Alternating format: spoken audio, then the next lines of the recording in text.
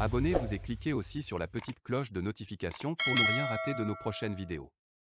N'oubliez pas de partager aussi la vidéo et de la liker. Afrique N24. Burkina. Burkina, les premiers mots du capitaine Ibrahim Traoré sur la situation actuelle après le coup d'État. Ceci est l'extrait de l'interview que le capitaine Ibrahim Traoré a accordé à VOA ce samedi 1er octobre 2022 pour justifier la situation qui prévaut actuellement au Burkina Faso. Ce qui se passe sur le terrain, c'est que, il y a une tentative du président Damiba d'entraîner les forces à un affrontement. Nous sommes en réserve depuis un certain temps. Nous avons eu des hélicoptères qui nous ont survolés qu'on n'a pas engagés, bien que nous avons la capacité de le faire. Il a fait rentrer des forces spéciales, pas toutes les forces spéciales, il faut le dire. Peut-être que les forces spéciales qu'ils nous ont envoyées ne connaissent même pas leur mission. Parce que nous avons des éléments à l'intérieur qui se demandent même c'est quoi le problème. Ils les ont approchés, à l'instant, je sais qu'ils sont en train d'essayer de corrompre et tout, mais bon, nous sommes en ligne avec les hommes, nous savons ce qui se passe, on leur dit seulement, il ne faut pas rentrer dans le jeu. Dans d'autres corps aussi, j'ai été contacté par des soldats, qui se demandent qu'on les a rassemblés pour aller à Ouagadougou et ils espèrent que c'est pour venir me soutenir. Là où je suis au courant, je dis oui, je suis au courant que votre chef de corps va me soutenir.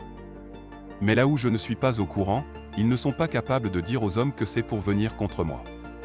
Quand je dis ça aux hommes, ils disent non, ils ne vont embarquer derrière ce gars. Le commandant de l'escadron d'hélicoptères, j'ai essayé de communiquer avec lui, quand j'ai vu décoller les hélicos, pour comprendre la logique, mais il n'a pas décroché. Mais j'ai décidé de m'abstenir d'abattre un hélicoptère, parce que ça doit nous servir à faire le reste du combat. Ce n'est pas le moment de passer à cette escalade.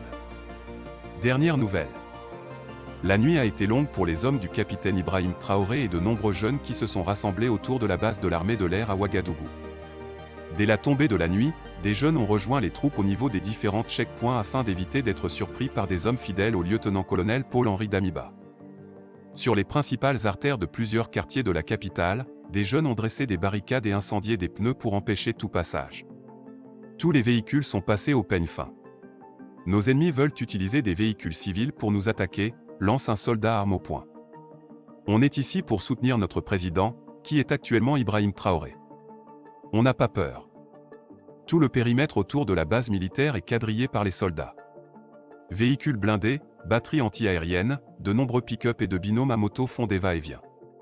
Les manifestants encouragent les soldats. Certains discutent avec eux autour de la situation actuelle du pays. Nous resterons ici avec eux pour mener le combat, il faut que Damiba se rende, souligne un jeune, torse nu. Quelques minutes plus tard, des caisses de munitions sont déchargées et chaque soldat commence à garnir ses chargeurs. Ils veulent lancer l'assaut contre la base, souffle un manifestant. Tonnerre d'applaudissements.